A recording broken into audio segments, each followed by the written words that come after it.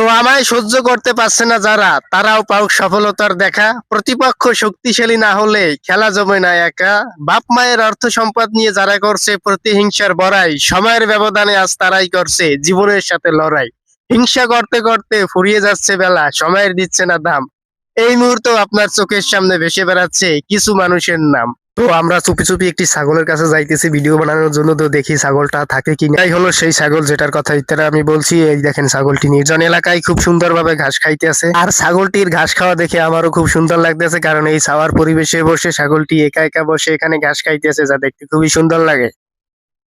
তো ধন্যবাদ। তো আসসালামু আলাইকুম, this is me Ratul. Facebook পেজে আপনাদের সবাইকে স্বাগতম। তো আজকে আমার ছোটবেলার একটি গল্প মনে পড়ে গেল। যে আবার গল্পটা এরকম যে আমি ছোটবেলায় একটা মাটির ব্যাংকে টাকা জমিয়ে রাখতাম। ওই যে ছোট বাচ্চারা যে টাকা জমিয়ে রাখে, তখন আমার বয়স ছিল মাত্র 5 বছর। আর টাকা জমানোর মেইন উদ্দেশ্য ছিল যে যে অনেক টাকা একসাথে জমাবো। আর সেই টাকা জমিয়ে রাখতাম, আর কিছুক্ষণ পর আইসক্রিম মেলা আইতো।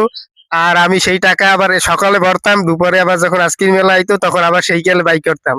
তখন দেখতাম যে টাকা যে কয়েন গুলো আছে সেগুলো বাইরে না, তারপর শলা দিয়া গুতেই গুতেই বাই করতাম। আর এই বাই করতে অনেক সময় লাগতো, আর বাই করতে দেখি আইসক্রিম মেলা হয়ে চলে গেছে। এবার কি করবো, ছোট কাল তো, ছোট থাকতে তো বুঝি নাই, এবার কান্দন লইছি। তারপর পরবর্তীতে আবার টাকা বাই করে রাখছি, পরবর্তীতে আইসক্রিম খাইছি।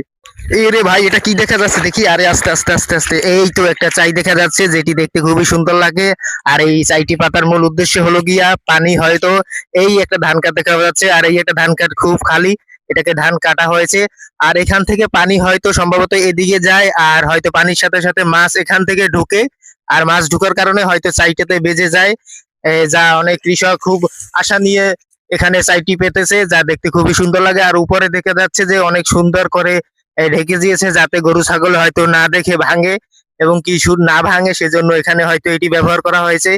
আর এই চাইটি দেওয়ার মূল উদ্দেশ্য হলো গিয়া এখান থেকে পানি এখানে যায়, যার কারণে হয়তো মাছও বেচবে, মাছ বাঁচবে। আর এই মাছ বাজার কারণে কৃষকরা অনেক লাভবান হবে। তো ধন্যবাদ। তো এই সেই সোনালী ধান যেটি আপনারা দেখতে পাচ্ছেন, পিছে কৃষককে আটকে আছে ওই যে। আর এখানে উঠে এসে, আর এই ধান এখানে উঠানোর মেইন কারণ হলো গিয়া মানে খেতে অনেক পরিমাণ পানি, যেখানে যেখানে রাখলে ধানগুলো হয়তো নষ্ট হয়ে যাবে। আর এখানে কৃষক খুব কষ্ট করে এই সোনালী ধানগুলো তার এক বুক ভালোবাসা এবং এক বুক আশা নিয়ে, রঙিন স্বপ্ন নিয়ে এই ধানগুলো কেটেছে। এমনকি যেগুলো লাগিয়েছে, খুবই দুঃখজনক একটি ঘটনা, যেকালে লাগিয়েছে সেগুলো মানে খুব এক বুক পরিমাণ আশা নিয়ে লাগিয়েছিল। যার কারণে দেখতে পাচ্ছেন যে এই ধানগুলো অনেক নষ্ট হয়ে গেছে। আর এখানে এই ধানগুলো কেটে উপরে উঠিয়েছে, যেখানে পানিতে নষ্ট না হয়ে যায়। ধন্যবাদ।